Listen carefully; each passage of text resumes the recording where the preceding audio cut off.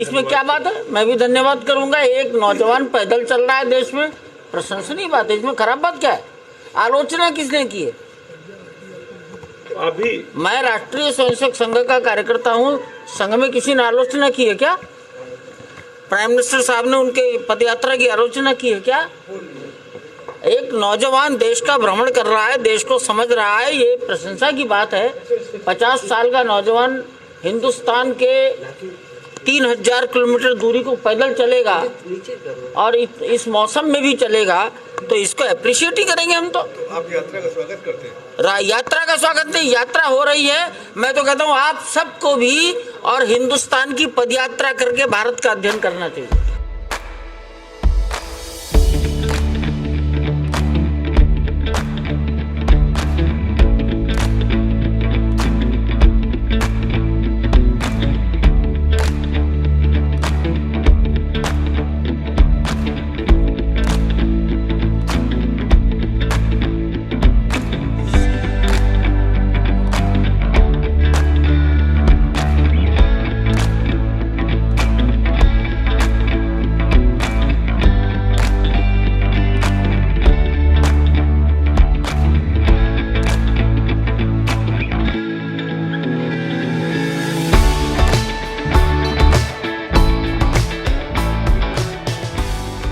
राहुल गांधी की यात्रा उत्तर प्रदेश में मैं कह सकता हूं कि छूते छूते निकल रही है। उत्तर प्रदेश में आने की उन्होंने उत्तर प्रदेश की जनता से दुराव होने के कारण, क्योंकि उत्तर प्रदेश को छोड़ करके वो लोकसभा के आम चुनाव में केरल चले गए थे, तो उन्होंने उत्तर प्रदेश की जनता को इस बार भी निराश किया है। वो उत्तर प्रदेश के किनारे किनारे निकल रहे हैं और वो कांग्रेस पार्टी और वो उनके नेता जो लगातार देश को तोड़ने की बात करते थे, देश को विध्वंसक शक्तियों के साथ हाथ मिलाने का काम करते थे, टुकड़े टुकड़े गैंग के साथ खड़े होने की बात करते थे, वो लोग भारत जोड़ो यात्रा का छद्म नाम देकर करके लोगों को गुमराह करने का प्रयास कर रहे हैं। उत्तर प्रदेश के आम जनता उन्होंने बुरी तरह नकार दिया है, इसलिए उन्होंने हिम्मत ही नहीं की उत्तर प्रदेश से निकलने की, इसलिए वो केवल टच करते हुए दूसरे राज्यों में जा रहे हैं। आप सब जानते हैं कि उत्तर प्रदेश राज्य में आने की उनकी हिम्मत नहीं पड़ी और इस यात्रा ने उत्तर प्रदेश में घुसते ही घुटने टेकने का काम किया। उत्तर प्रदेश राज्य की सीमा से निकल करके वो बाहर जा रहे हैं। केवल सांकेतिक यात्रा है ये। बाकी जगह यात्रा इन्होंने निकाली, केरल में गए, लेकिन उत्तर प्रदेश में केवल सांकेतिक यात्रा निकाल रहे हैं। इस यात्रा का कोई मतलब नहीं, कोई मकसद नहीं और कोई उद्देश्य नहीं है। आप जानते हैं कि जिस उत्तर प्रदेश राज्य को छोड़ करके गए थे, अमेठी के लोग आज भी दुखी हैं। वो जानते हैं कि अमेठी के लोगों ने कई बार इन्हें संसद भेजा। अगर अमेठी के लोग इनके नाम के आगे मोहर नहीं लगाते तो देश की बड़ी पंचायत संसद में पहुंच नहीं सकते थे। उनको ठुकरा करके गए हैं और लोकतंत्र में जिसने जनता को ठोकर मारी है, जनता उसे कभी माफ नहीं करेगी, ये हमारा इतिहास कहता है। आप जानते हैं कि भारत जोड़ो की बात करते हैं, अपने गठबंधन को, अपने सहयोगी दलों को भी इकट्ठा करने रखने का काम कांग्रेस पार्टी नहीं कर पाई। कांग्रेस पार्टी ने हमेशा देश की जनता का शोषण किया है और बढ़ाने के नाम पर सिर्फ परिवार को बढ़ाने का काम किया है। क्या दूसरा कोई नेता ने आज मैं फुटेज देख रहा था, भाई बहन दोनों हाथ उठाकर खड़े थे। देश की जनता, उत्तर प्रदेश की जनता अच्छी तरह जानती है क्या उत्तर प्रदेश में नेताओं की कमी है। हमारे पास एक बड़ी फौज है जो उत्तर प्रदेश की जनता के लिए काम करती है, रात दिन लगातार जनता देखती रहती है, लेकिन कांग्रेस पार्टी के पास नेतृत्व के इतना अभाव है, केवल एक परिवार हाथ उठा करके खड़ा हुआ है। जिस ढंग से मैं कह सकता हूं कि भारत जोड़ो यात्रा नहीं है, यह परिवार जोड़ो यात्रा है। परिवार को मजबूत करने के लिए, परिवार को एस्टेब्लिश करने के लिए।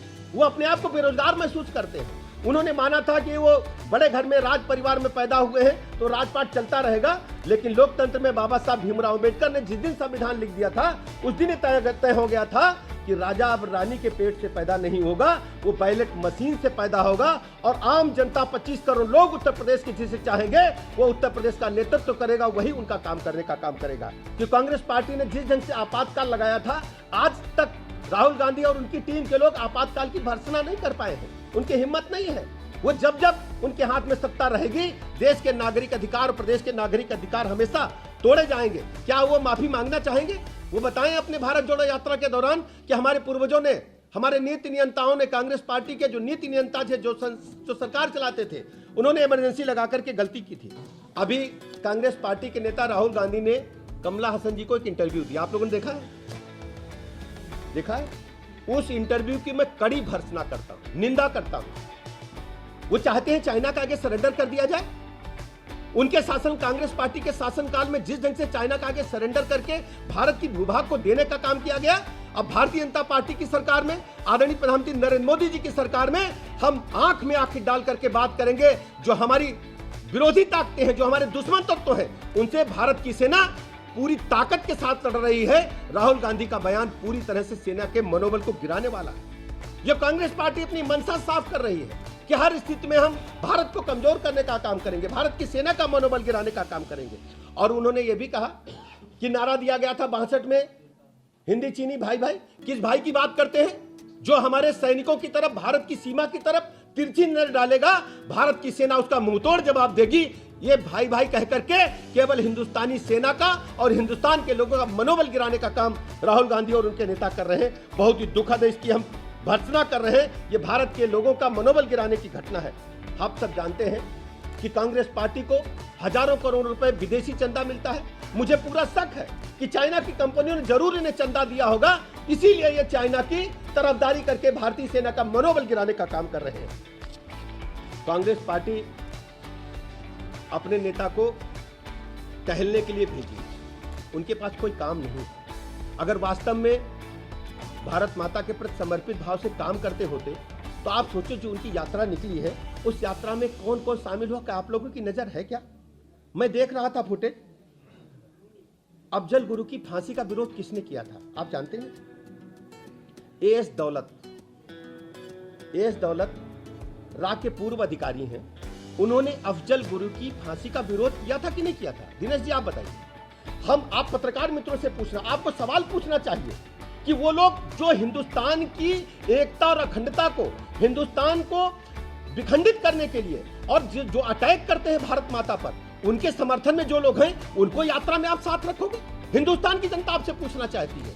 और ये भी मैं बताना चाहता हूं, जिन लोगों ने हमारे डैम का विरोध किया, नर्मदा डैम का विरोध किया, वो आपकी यात्रा में शामिल हो रहे हैं। विकास को रोकने का आप काम कर रहे हो, डेवलपमेंट को रोकने का काम कर रहे हो। आज नर्मदा डैम बनने के बाद बड़ी संख्या में हजारों एकड़ लैंड सिंचित हुई है, लोगों को पीने का पानी मिल रहा है। आप दिखाना क्या चाहते हैं देश की जनता को, प्रदेश की जनता को जवाब क्या देना चाहते हैं? मैं कह सकता हूं दावे के साथ, कांग्रेस पार्टी बुरी तरह से फेल साबित हो चुकी है। फ्लॉप तो साबित है ये जो भारत जोड़ो यात्रा है।